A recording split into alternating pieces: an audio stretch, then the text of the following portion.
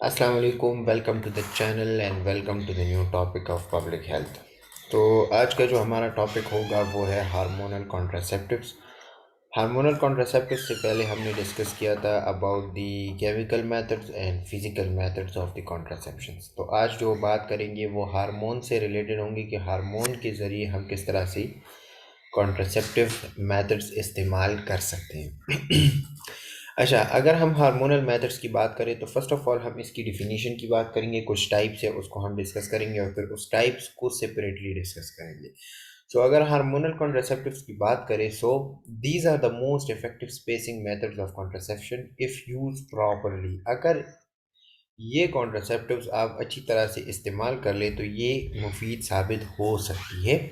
अब इसमें कौन कौन से हमारे पास आ सकती है कि oral contraceptive of combined types are almost 100% active in preventing pregnancy. अब हमारे पास जो ऑरल कॉन्ट्रासेप्टिव्स है ना, ऑरल कॉन्ट्रासेप्टिव्स, ये है 100% इफेक्टिव। 100% इफेक्टिव का मतलब ये है कि इसकी जो है ना इतनी साइड इफ़ेक्ट्स वगैरह तो होते हैं, लेकिन इसका जो इफ़ेक्ट है वो भी 100% ही होता है। तो इस तरह से अब हमारे पास हार्मोनल में एक जो इम्पॉर्टेंट है वो है ऑरल कॉन्ट्रासेप्टिव, जिसको हम बाद में डिस्कस करेंगे। अच्छा, अब ये किस तरह से काम करेगा? So they provide the best means of ensuring producing between one child birth and another. अब बात यहाँ पे असल में ये है कि जो अगर हम देख रहे हैं ना कि ऑरल कॉन्ट्रासेप्टिव्स जो है, ऑरल कॉन्ट्रासेप्टिव्स वो क्या चीज़ होती है, तो ये असल में इंश्योर करती है the spacing between one child birth and another child. सही हो गई बात। तो बात असल में यही है कि किस तरह से हमने एक चाइल्ड की बिटवीन दूसरी चाइल्ड जो प्रेगनेंसी होती है उसके दरमियान हमने स्पेसिंग किस तरह से करनी होती है। अच्छा, तो यहाँ पे अगर हम देख लें तो हार्मोनल कॉन्ट्रासेप्टिव्स में एक होगा हमारे पास ऑरल कॉन्ट्रासेप्टिव्स, और ये इंश्योर करेगा हमें 100% की एक जो स्पेसिंग होती है between the one child birth and another, so इसको इंश्योर बनाया जाए। ठीक हो गई बात। अच्छा, इसके बाद क्लासिफिकेशन की गई है अब हार्मोनल कॉन्ट्रासेप्टिव्स की। तो हार्मोनल कॉन्ट्रासेप्टिव्स में हमारे पास कौन कौन से हैं अभी हम उसको डिस्कस करेंगे। Hormonal contraceptive currently in use under study में बी क्लासिफाइड एज अंडर, मतलब ये अभी अंडर स्टडी भी है और कुछ ना कुछ इसमें क्लासिफिकेशन की गई है। अब उस क्लासिफिकेशन के अकॉर्डिंग हमारे पास अगर हम देख लें तो कौन कौन से हैं। अच्छा, इसमें हमारे पास पहला वाला जो है ना वो है ऑरल पिल्स, दूसरा है डिपॉट फॉर्मुलेशन, तीसरा है hormonal contraceptives available in Pakistan. जो हार्मोनल कॉन्ट्रासेप्टिव्स अवेलेबल पाकिस्तान में है उसको भी क्लासिफाई किया गया है कि मतलब जितने भी ये है ना इसमें अवेलेबल कौन कौन से हैं। ठीक हो गई बात। So oral pills and depot formulation. So oral pills में हमारे पास क्या है? Combined pills, progesterone only pill, post coital pill, once a month pill and a male pill. अब ये इसकी क्लासिफिकेशन है। अब इसको जो है ना मतलब क्लियर होना चाहिए। कंबाइंड पिल का मतलब ये है कि फीमेल एंड जो मेल होती है दोनों वो पिल जो है ना वो कंबाइन लेंगी। इसके बाद प्रोजेस्टेरोन ओनली पिल है, ये उसमें जो प्रोजेस्टेरोन प्रेजेंट होता है वो उसमें जो है ना काम करेगा, वो इंश्योर करेगा वो स्पेसिंग की जो इफेक्ट है वो लाएगा। अच्छा, फिर उसके बाद पोस्ट कॉइटल पिल को, पोस्ट कॉइटल पिल का क्या मतलब है? कॉइटल सेक्सुअल इंटरकोर्स को जिस जिस तरह हम कहते हैं, तो उसके बाद जो हम पिल लेते हैं उसको पोस्ट कॉइटल पिल कहते हैं। अच्छा, इसके बाद है वंस ए मंथ पिल, वो पिल जो हम एक दफ़ा ले लेते हैं और फिर उस एक दफ़ा लेने से वो क्या करेगा, सारी मंथ जो है ना वो काम करेगा। तो यही इसका मतलब है कि वंस ए मंथ पिल को हम क्या कहते हैं? लॉन्ग एक्टिंग पिल, कि ये ज़्यादा टाइम के लिए भी काम करता है। और एक होता है मेल पिल, जो मेल लेता है और उसकी जो इफ़ेक्ट्स है वो आ जाते हैं। ठीक हो गई बात। अच्छा, फिर उसके बाद आ जाते हैं डिपॉट फार्मूलेशन, स्लो रिलीज़ का क्या मतलब है। सो इसमें अगर हम देख लें, इंजेक्टेबल्स हैं, सबक्यूटेनियस इम्प्लांट्स है एंड वेजाइनल रिंग्स हैं। ये तीन किस्म की इसमें जो है ना क्लासिफिकेशन गई है। एक होते हैं इंजेक्टेबल्स लगाने हैं, दूसरा सबक्यूटेनियस लेयर में इम्प्लांट्स कर देते हैं। ठीक है। और तीसरा है हमारे पास वेजाइनल रिंग्स, वो वेजाइनल रिंग्स वहाँ पे इम्पोर्ट डिपोर्ट कर देते हैं और फिर जो है ना वो अपना इफेक्ट पैदा करते हैं। ठीक है। अब पाकिस्तान में हमारे पास कौन कौन से अवेलेबल है, तो पाकिस्तान में हमारे पास है oral pills and injectables preparation. अब जो है ना इन सबक्यूटेनियस इम्प्लांट्स भी आ गए हैं। क्लियर हो गई बात। तो ये तीनों जो है ना यहाँ पे अवेलेबल है। अब आ जाते हैं ऑरल पिल्स की तरफ कि ऑरल पिल्स असल में है क्या चीज़। So the oral pills, the commonly used oral pills are the low dose oestrogen progesterone preparation. अब ये बात आपने याद रखनी है कि जो ऑरल पिल्स होते हैं उसमें क्या चीज़ होती है, एस्ट्रोजन एंड प्रोजेस्टेरॉन होती है। So a number of such preparation are available in the tablet forms at are made locally। मतलब ये है कि ये preparation जो है ना आपको पाकिस्तान में easily मिल जाती है। They are sold at all government population programs ethnic at a very low price। They are available in a blister pack, 21 or 28 pills contain hormone, 21 contain hormone and 7 are placebo or iron compound. One blister packet sufficient for a menstrual cycle।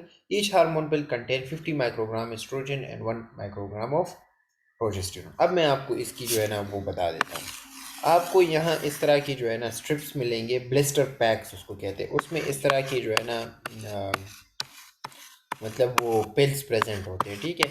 कभी कभार इस तरह होता है कि आपको जो blister pack मिलेगा उसमें 21 पिल्स होंगे या उसमें 28 पिल्स होंगे, ठीक है।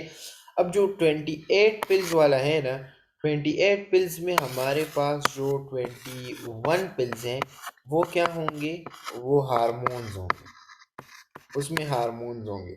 और इसके अलावा जो बाकी 7 रहते हैं ना वो प्लेसिबो होंगे। प्लेसिबो, प्लेसिबो क्या चीज़ होती है कि उसका कोई भी इफेक्ट नहीं होता या उसके अंदर आयरन होता है, ठीक है। तो ये बात आपने याद रखनी है कि ओरल पिल्स हमारे पास 28 गोलियां उसमें होती है, 21 में हार्मोन प्रेजेंट होते हैं और जो 7 होते हैं ना उसमें प्लेसिबो इफेक्ट होता है। Placebo effect, there is no effect, ठीक है, या आयरन कंपाउंड उसमें प्रेजेंट होते हैं। तो ये बात आपने याद रखनी होती है, ठीक है।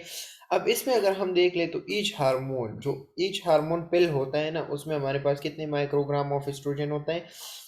हर हार्मोन के एक पिल में हमारे पास 50 माइक्रोग्राम्स ऑफ एस्ट्रोजन होता है और 1 माइक्रोग्राम ऑफ प्रोजेस्टेरॉन होता है। क्योंकि अभी यहाँ पे हमने बात की ना कि इसमें एस्ट्रोजन और प्रोजेस्टेरॉन प्रेजेंट होता है, तो ये बात आपने याद रखनी है कि एक पिल में कितना एस्ट्रोजन और कितना प्रोजेस्टेरॉन मौजूद होता है। अच्छा, तो ये हो गया ऑरल पिल्स के हवाले से। अब आ जाते हैं मूड ऑफ एक्शन के हवाले कि ये जो ऑरल पिल्स है ना ये किस तरह से काम करते हैं। So mode of action of oral pills, so it will inhibit the evolution by locking the pituitary secretion of the gonadotropin that is essential for the evolution to occur। अब बात यहाँ पे आ जाती है किस चीज़ की, पिट्यूटरी सिक्रीशन की। अब जो गोनाडोट्रोपिन हार्मोन है ना वो इम्पॉर्टेंट होता है for the occurrence of the for the fertilisation for the evolution, ठीक है। तो जब हम ये ऑरल पिल्स ले लेते हैं तो ये जो गोनाडोट्रोपिन है ना ये इसको क्या करेगा, ये इसको ब्लॉक करेगा, ठीक है। अब जब ये ब्लॉक हो जाता है तो हमारे पास इवोल्यूशन नहीं होती, तो इवोल्यूशन नहीं होगी, ओवा रिलीज नहीं होगा, तो हमारे पास प्रेगनेंसी के चांसेस कम हो जाते हैं, ठीक हो गई बात। तो ये तो एक मैकेनिज्म ये है कि गोनाडोट्रोपिन हार्मोन को जो है ना बंद करना होता है। दूसरा, by producing changes in the cervical mucus endometrium and fallopian tube. अब जो चेंजेस होते हैं ना, जो सर्विकल म्यूकस होता है उसमें चेंज आ जाती है, एंडोमेट्रियम में और फिलिपियन ट्यूब। फिलिपियन ट्यूब ये सारे हमारे पास क्या है, रिप्रोडक्टिव ऑर्गन, ठीक है, रिप्रोडक्टिव ऑर्गन, सही हो गई बात। तो इसमें अगर चेंज आ जाती है ना तो फिर भी जो है ना हमारे पास जो इफेक्ट होता है वो प्रोड्यूस हो जाता है। तो मतलब दो काम करने हैं इसमें, एक तो गोनाडोट्रोपिन हार्मोन को जो है ना बंद करना है और दूसरा है changes in the cervical mucus endometrium and fallopian tube. इन तीनों चीज़ों में ये चेंजेस जो है ना लेके आ सकता है। अब जो चेंज आएगा उसकी वजह से वो स्पेसिंग कॉज होगी। अच्छा, अब इसके बाद ये तो उसकी mood of action, mechanism of action हो गई, जिस तरह हम फार्माकोलॉजी में कहते हैं कि ये जो टैबलेट है ना ये किस तरह से काम करती है। तो अगर हम यहाँ पे देख ले, so the medical checkup before prescribing pill is desirable but not must, however checkup is advised during the 3rd month of pill taking. क्या मतलब है इसका, कि जब भी आप पिल ले रहे हैं ना तो आपको प्रिस्क्रिप्शन की ज़रूरत होती है, मतलब डॉक्टर की ज़रूरत होती है, क्योंकि बहुत सारों को पता नहीं होता कि हमने इसको किस तरह से लेना होता है। तो मतलब ये है कि प्रिस्क्राइबिंग पिल्स की ज़रूरत होती है, प्रिस्क्राइब करने की ज़रूरत होती है। अब वो प्रिस्क्रिप्शन किस तरह से होगी वो अब हम आज डिस्कस करेंगे। वो इम्पॉर्टेंट भी है कि ऑरल पिल्स आपने अगर लेने हैं तो वो किस तरह से लेने होंगे। तो ये सारा उसका जो है ना ये यहाँ तक जो है ना ये क्या है, ये सारा कुछ रिलेटेड टू द प्रिस्क्रिप्शन है, शेड्यूल है। सही हो गई बात। अच्छा, अब आ जाते हैं शेड्यूल की तरफ, किस तरह से आपने पिल की शेड्यूल रखनी है। तो ये एक ये साइकिल है, साइकिल को आपने याद रखना है।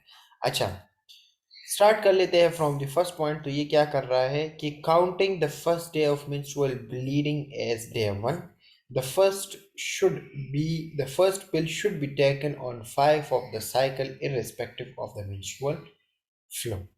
ठीक है, क्या मतलब है इसका कि जब आप first day of menstrual cycle start हो जाती है तो उसको कंसिडर करें एज अ डे फर्स्ट, और उसकी जो पांचवा दिन है ना, उस पे आपने क्या करना होता है, एक पिल को लेना होता है।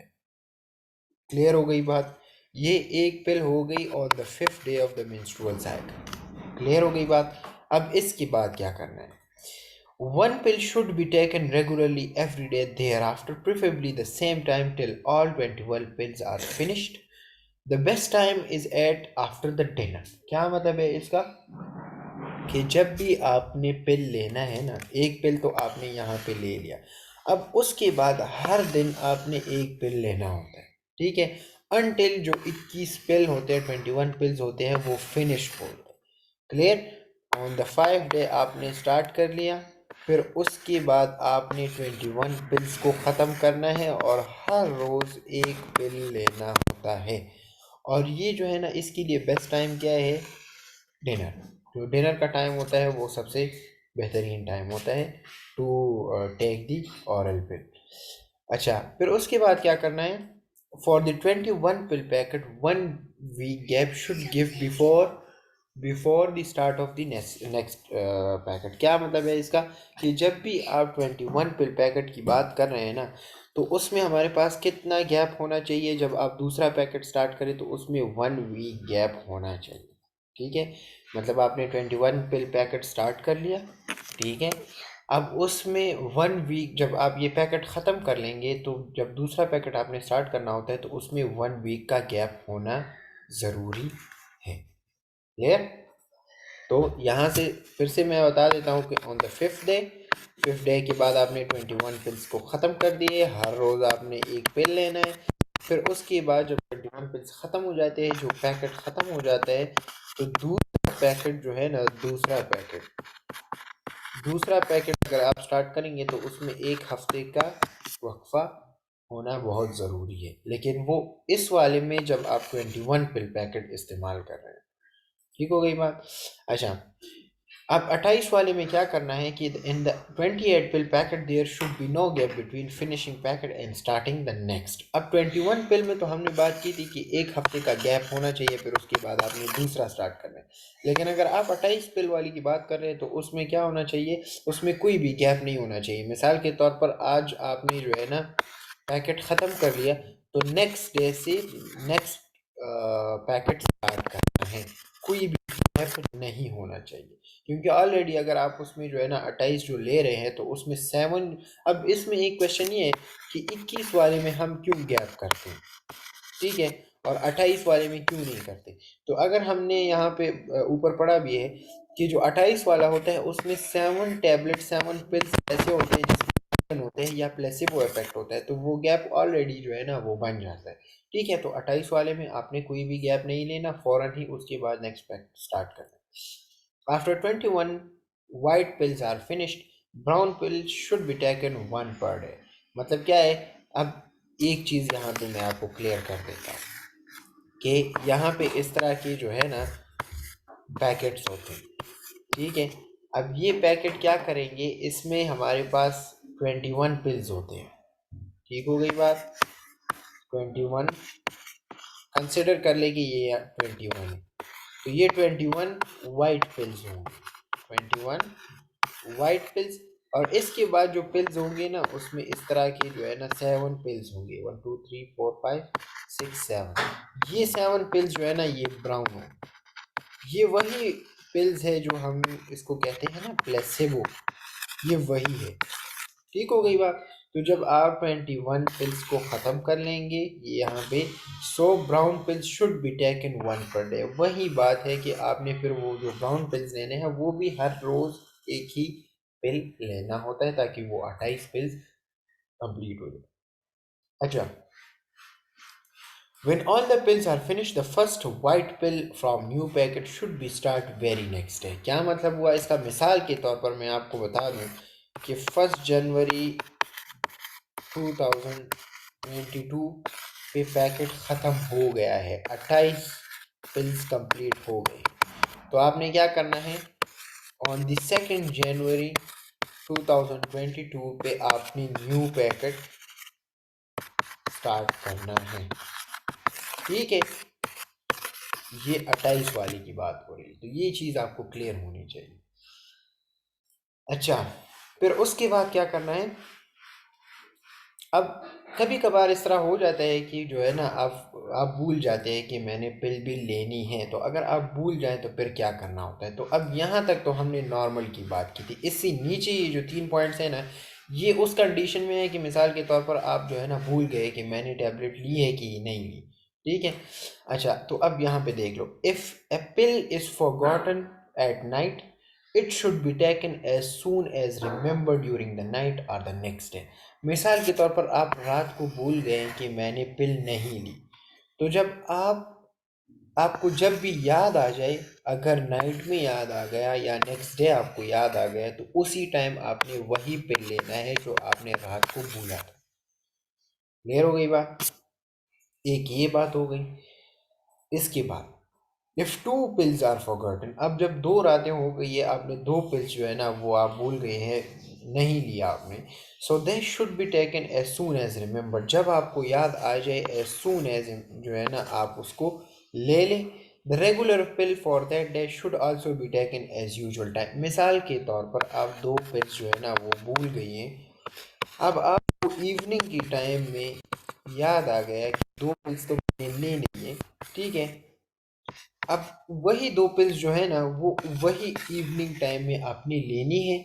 और जो उस दिन का जो अपना एक टैबलेट होगा, वो अगर मिसाल के तौर पर आप डिनर के बाद ले रहे हैं तो उसको भी लेना होता है। मतलब एक अपनी टाइमिंग पे, और दो जो आपने भूले हैं ना उसको भी वही टाइम पे लेना है जब आपको याद आ जाए।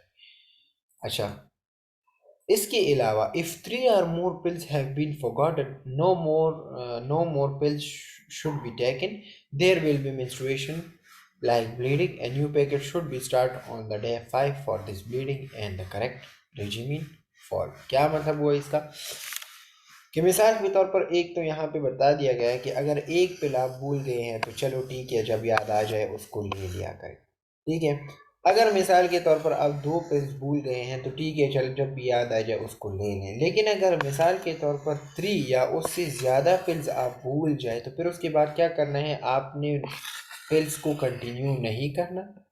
अब इसी टाइम पे आपको मेंस्ट्रुएशन लाइक ब्लीडिंग स्टार्ट हो जाएगी, और जब ये ब्लीडिंग स्टॉप हो जाए, ठीक है, तो वही से जो है ना क्या करना है, वही से जो ऊपर हमने डिस्कस किया कि डे 1 आपको कंसिडर करना है, और at the day 5 of the menstruation cycle आपने न्यू पैकेट स्टार्ट करने लगे हैं, और जिस तरह से हमने स्टडी किया उसको कंटिन्यू करना। क्लियर हो गई बात? तो यही बात है जिस तरह से हमने उसको जो है ना, मतलब कभी कभार इस तरह की कंडीशन आ सकते हैं। अच्छा, चलो मैं इसको जो है ना थोड़ा सा रिवाइज कर लेता हूँ तो आपको क्लियर हो जाएगा। फर्स्ट डे पे आपने जो है ना कंसिडर करना है मेंस्ट्रुएशन साइकिल डे 1, और उस मेंस्ट्रुएशन साइकिल की डे 5 पे आपने जो है ना एक पिल लेना है। फिर उसके बाद हर रोज़ आपने जो है ना एक एक टैबलेट लेना है, और 21 टैबलेट्स आपने ख़त्म करना है। और जो बेस्ट टाइम है वो आपका है डिनर टाइम।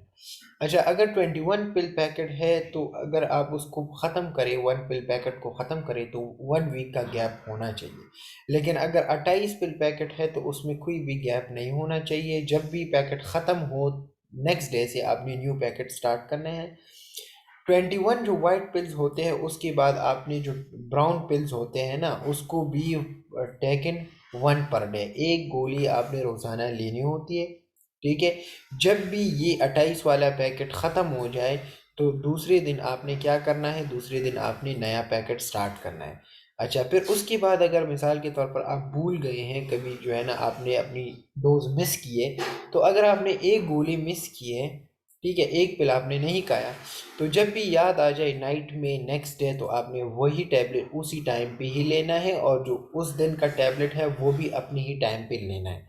अच्छा, अगर आप 2 पिल्स जो है ना वो भूल जाएं, तो जब भी याद आ जाए वो 2 पिल्स ले लें, और जो अपना टाइम यूजुअल टाइम पे आप डिनर के टाइम पे जो ले रही होती है एक गोली, वो भी ले लें। अगर इसके अलावा आप 3 या 3 से ज़्यादा पिल्स जो है ना आप भूल जाए, तो उसके बाद आपने कोई भी टैबलेट नहीं लेनी।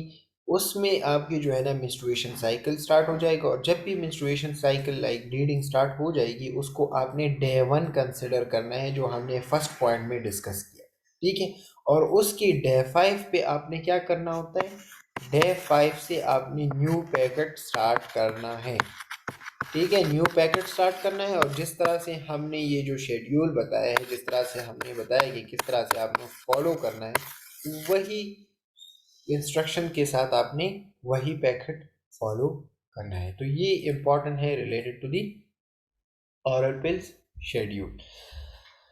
अच्छा, अब आ जाते हैं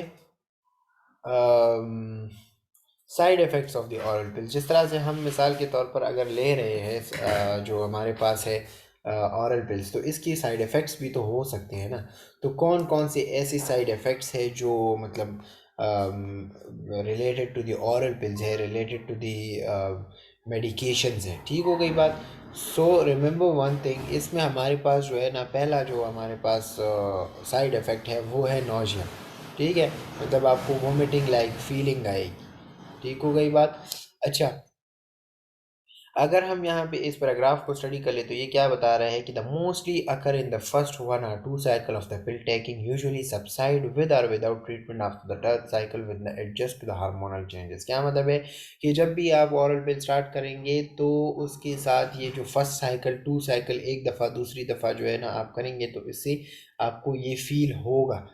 लेकिन बाद में जो है ना, मिसाल के तौर ये हमने डिस्कस भी किया था कि ये हार्मोनल है, तो हार्मोनल चेंजेस तो आएंगे ना, ठीक है। तो हार्मोनल चेंजेस अगर मिसाल के तौर पर आ रहे हैं, तो हार्मोनल चेंजेस को अडॉप्ट करने के लिए टाइम रिक्वायर्ड होता है, और उस टाइम के लिए क्या करना है, उसमें जो है ना थोड़ा सा टाइम लगेगा। तो उसको इफ़ेक्ट को ख़त्म करने के लिए फिर थोड़ा सा टाइम लगता है, और फिर जो है ना वो अडॉप्ट हो जाते हैं, ठीक हो गई बात। अच्छा, इसके अलावा मिसाल के तौर पर अगर हम देख लें, अच्छा तो इस तरह से हमने देख लिया कि मतलब जो हमारे पास पहला जो साइड इफ़ेक्ट है वो है नोजिया। और इसके बाद अगर हम देख लें ब्रेस्ट टेंडरनेस, तो ब्रेस्ट टेंडरनेस इसमें आ सकती है। मतलब टेंडरनेस का मतलब है सेंसिटिव टू पेन, ठीक है, सेंसिटिव टू पेन। अच्छा, इसके अलावा जो क्लोज़्मा है ना, क्लोज़्मा असल में ये हम इसको कहते हैं पिगमेंटेशन, पिगमेंटेशन डिसऑर्डर,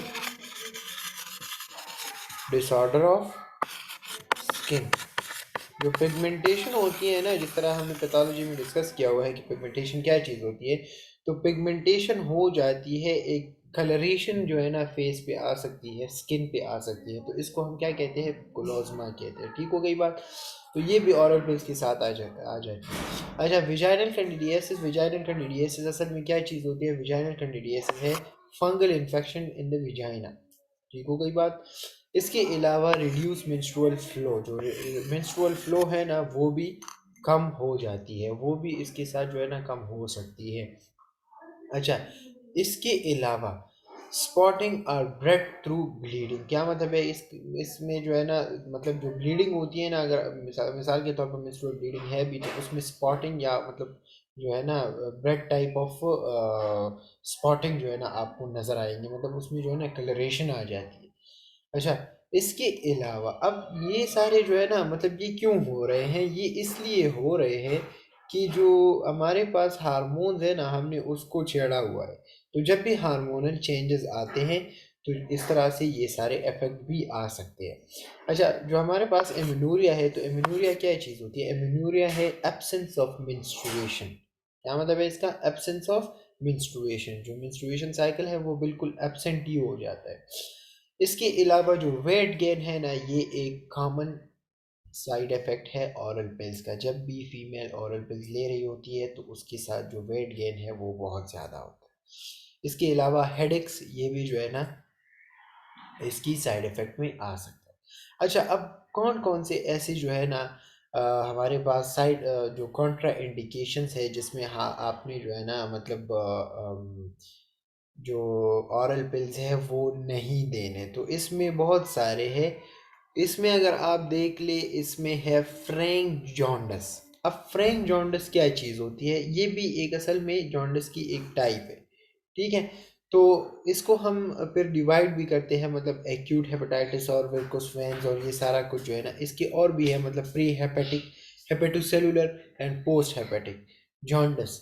उसकी जो है ना, मतलब ये कुछ टाइप्स है। टाइप्स क्या चीज़ होती है? मतलब जॉन्डिस की कुछ टाइप्स है, तो उसमें से हमारे पास फ्रैंक जॉन्डिस की भी एक मतलब ये भी उसका एक टाइप ही है।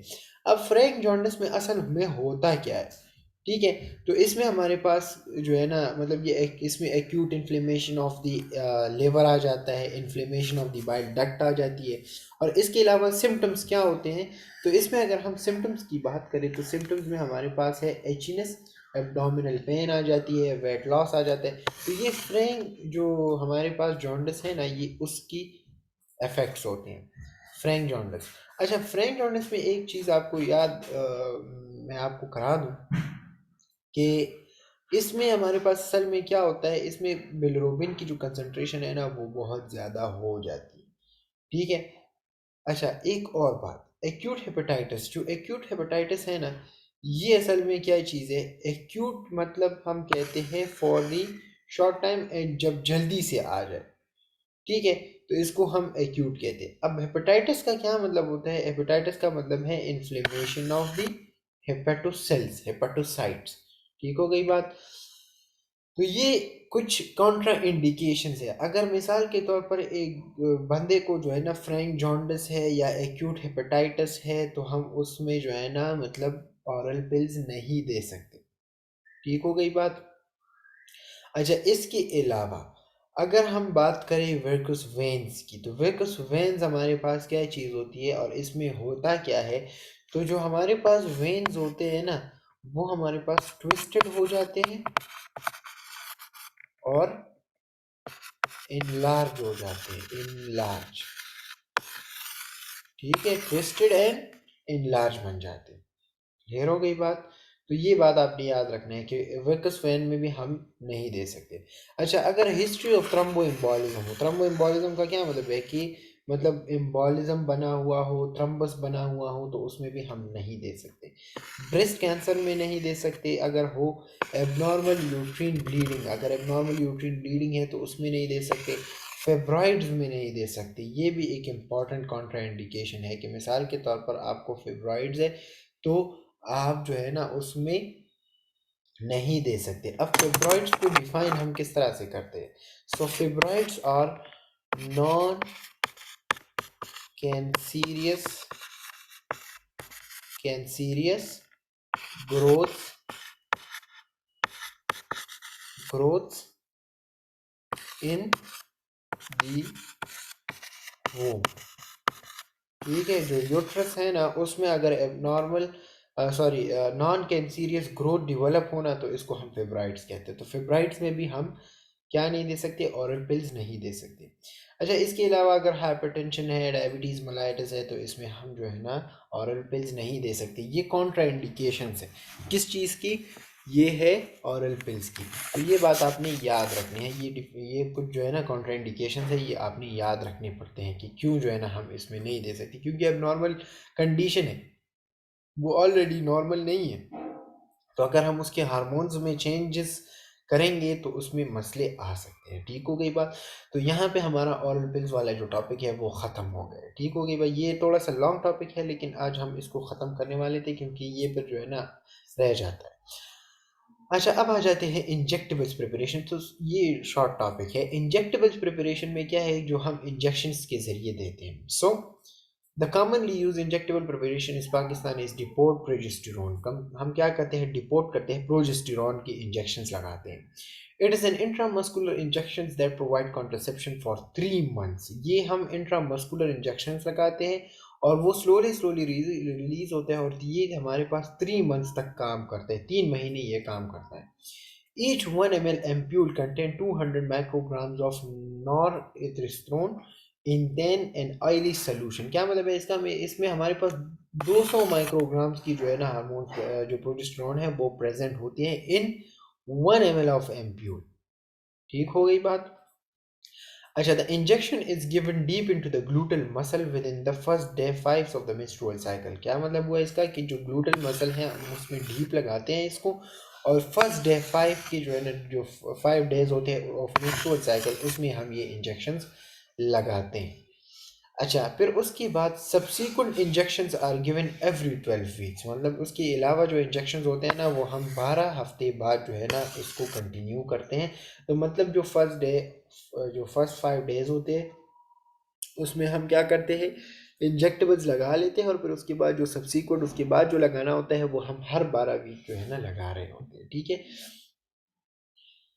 अच्छा, अब यहाँ पे ये 12 वीक्स की जो बात हो रही है, तो मतलब एक इंजेक्शन क्या काम करता है, 3 मंथ्स का जो है ना वो काम करता है। तो ये 3 मंथ्स जब ख़त्म हो जाए तो फिर उसके बाद जो है ना सब्सीक्वेंट इंजेक्शन आपने लगाने होते हैं। अच्छा, इसके अलावा a thorough gynecological examination should be carried out before starting the injection for the exclusion of pregnancy and for the detection treatment of any existing diseases। क्या मतलब है कि जब भी आपने इंजेक्शन स्टार्ट करनी होती है ना, तो ये पिल्स की तरह नहीं है कि ख़ुद भी स्टार्ट कर सकते हो, नहीं, इसके लिए आपने गायनेकोलॉजिकल एग्जामिनेशन करनी पड़ती है। अगर आपको कोई बीमारी है तो उसकी वजह से आप स्टार्ट नहीं कर सकते। कोई कुछ ऐसी कंडीशंस हैं जिसमें आप जो है ना इंजेक्टेबल स्टार्ट नहीं कर सकते। वो कौन कौन सी कंडीशंस हैं, हु आर लैक्टेटिंग, जो ब्रेस्ट फीडिंग कर रही होती है उसको जो हम इंजेक्टेबल्स नहीं लगा सकते। ठीक।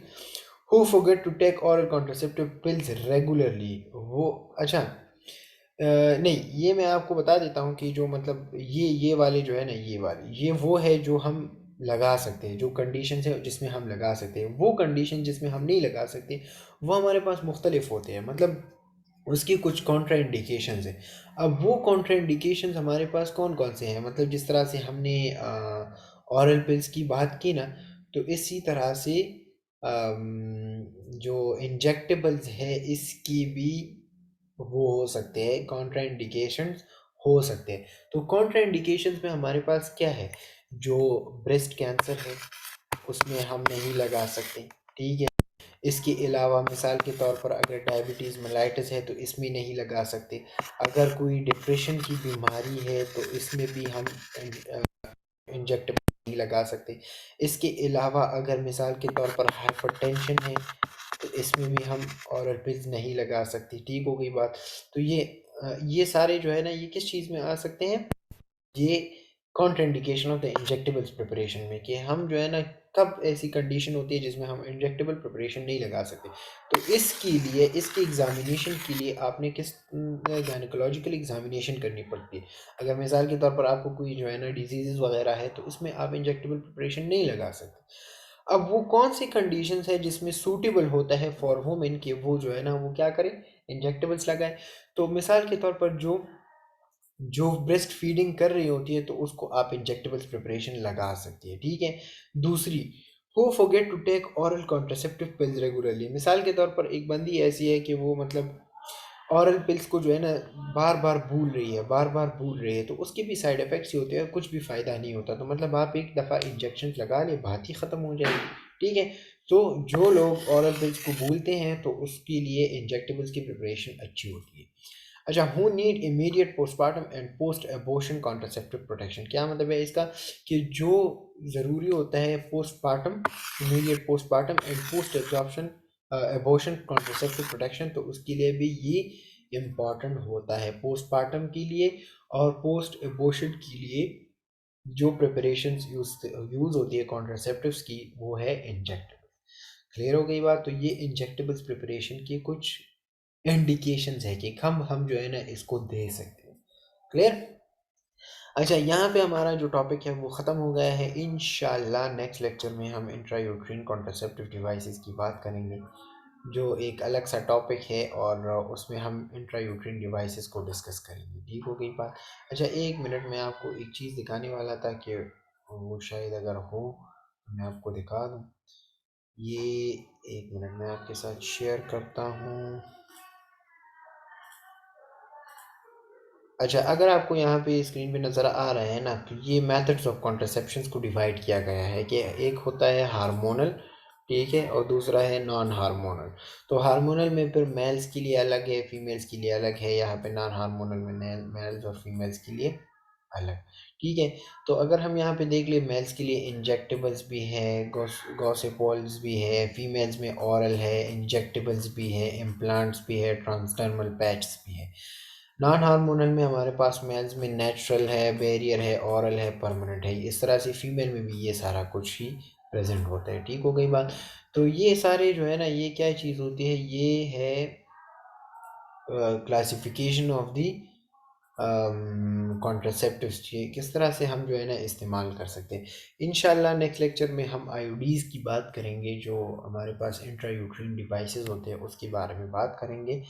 और फिर उसके अलावा मेरे ख़्याल में एक रहता है, वो है टर्मिनल कॉन्ट्रासेप्टिव मेथड्स, तो उसके भी इंशाल्लाह हम ख़त्म करेंगे। और लास्ट जो हमारा टॉपिक होगा वो है इनफर्टिलिटी। और फिर जो हमारा टॉपिक जो ये वाला जो चैप्टर है ना, ये ख़त्म हो जाएगा। ठीक है, इंशाल्लाह नेक्स्ट लेक्चर में मिलेंगे, तब तक के लिए इजाज़त दें। अस्सलाम वालेकुम।